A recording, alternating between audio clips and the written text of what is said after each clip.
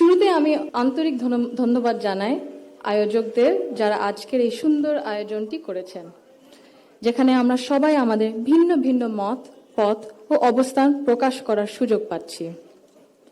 আজ আমরা যারা এখানে উপস্থিত, আমরা সবাই একরকম নয়। আমাদের আদর্শ আলাদা, অভিজ্ঞতা আলাদা, দৃষ্টিভঙ্গিও আলাদা, কিন্তু তারপরেও আমরা একসাথে বসেছি, আলোচনা করছি, কারণ আমরা সবাই দেশের জন্য, দেশের মানুষের জন্য ভাবছি।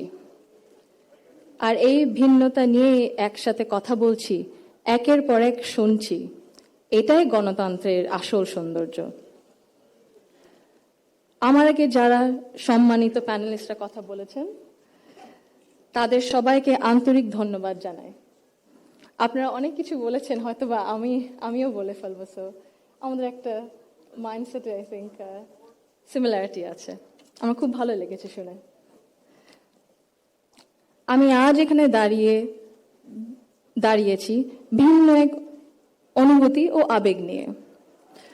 বাংলাদেশের পলিসি লেভেলটায় আমার প্রথম বক্তব্য এটা। আমি এমন কেউ নয় যার কাছে সব প্রশ্নের উত্তর আছে বা সব সমস্যার সমাধান জানা আছে।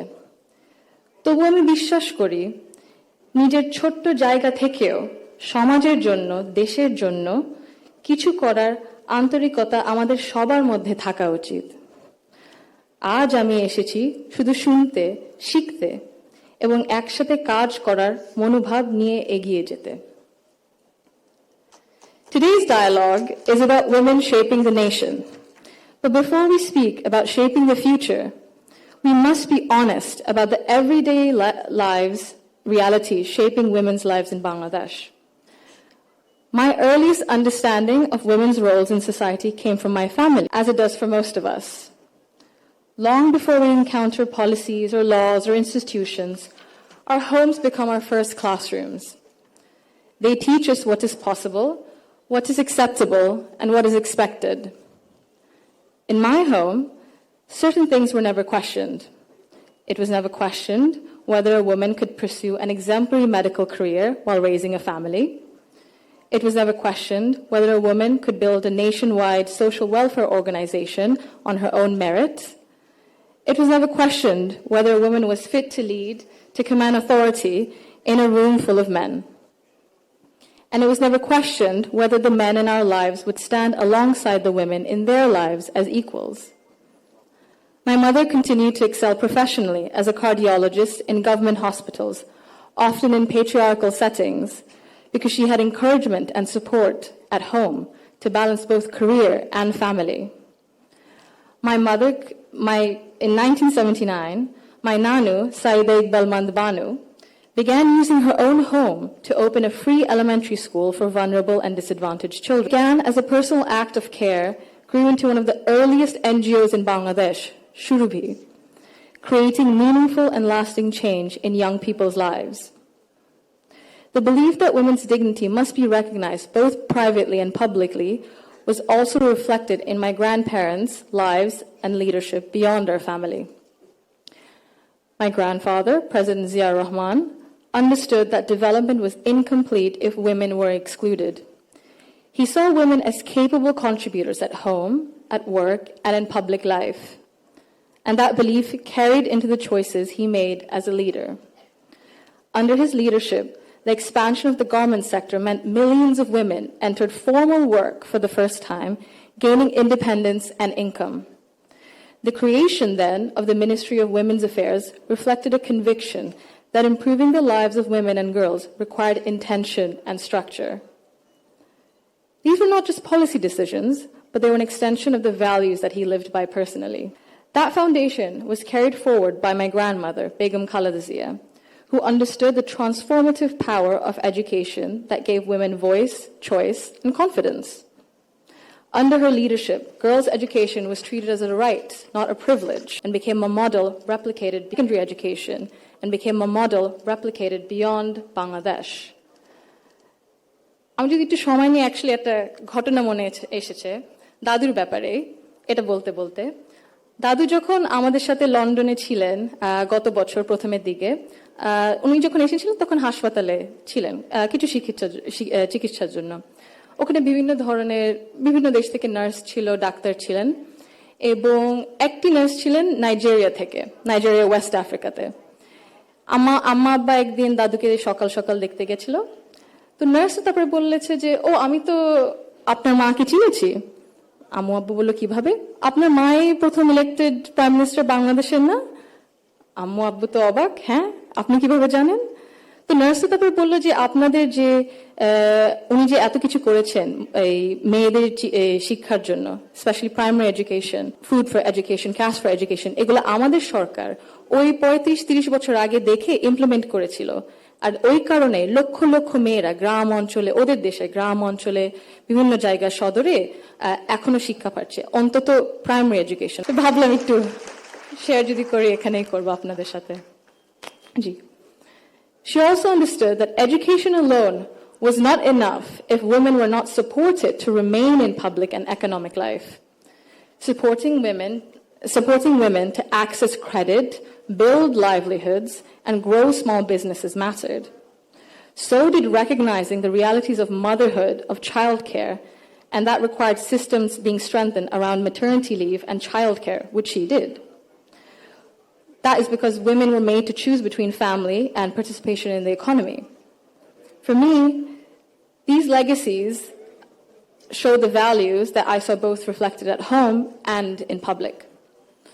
I was privileged to grow up surrounded by exceptional women, confident, capable, and accomplished. I was equally fortunate to have male role models, including my father and my grandfather, who valued those women and never felt threatened by their strength or ambition. In fact, the four most important people in my father's life, have been women for decades. And he has treated them with deep respect and reverence, not as an exception, but as the norm. Because of this, I grew up with what I now recognize was a skewed understanding of society. Living between Bangladesh and the UK taught me something important. Policies and access alone do not create equality. You can expand education, pass laws, set national targets, but if social norms and daily expectations and mindsets remain unequal, empowerment remains fragile. This is not about overt discrimination. Inequality often survives through habit and comfort, through what feels normal. In Bangladesh, women still perform around 85% of unpaid household and care work, spending over 7 times as many hours as men on a day. This work is valued at 19% of our GDP and remains largely invisible in economic planning and national decision-making. This makes something very clear. Gender equality is not a women's issue, it is an economic and national issue.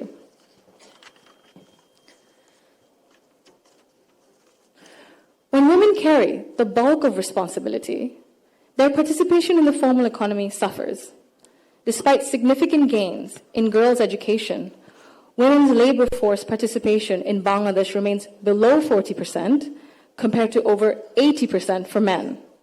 Women are far more likely to step back from paid work after marriage or childbirth, not because they lack ability or ambition, but because systems assume they will absorb the cost. This imbalance begins early. Girls are expected to adjust their ambitions around family needs, while boys are rarely taught that responsibility and care are shared obligations. Over time, this became structural and progress stalls. Women are already leaders, and many of those leaders are in this room today. Women who have carried institutions, families, movements, and communities forward, generation after generation. Bangladesh's progress bears your fingerprints, even when history has not always said your name out loud. This brings me to a central point. Belief means nothing without action. To the men among us, our fathers, our brothers, our sons, our husbands, our colleagues and friends, your support for women's rights matters. Your celebration of women's success matters, but equality cannot survive on words alone. If systems and expectations continue to rely on women's sacrifice as the default, inequality continues comfortably. Fathers, in particular, I believe, have a unique role in breaking this cycle. I'm an only child, and I never was once made to feel that my parents wished for a son instead. My father once scolded someone for even asking that question. He understood that while I was treated with respect and care at home, the world outside would not always be the same.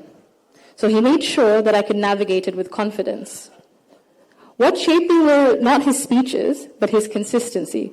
Through his daily choices, he showed me what I should expect from the world. This is how change becomes sustained.